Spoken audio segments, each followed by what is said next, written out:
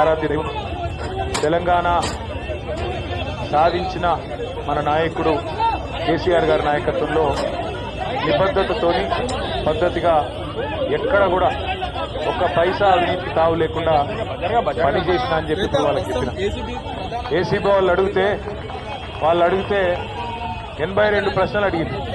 కాకపోతే పాడిందే పాటరా అన్నట్టు అడిగిందే మళ్ళీ అడుగుడు తప్ప కొత్త విషయం ఏం లేదు.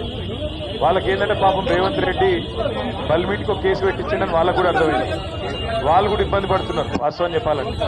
ఎందుకంటే కేసుల విషయం లేదు. వీడికెళ్ళి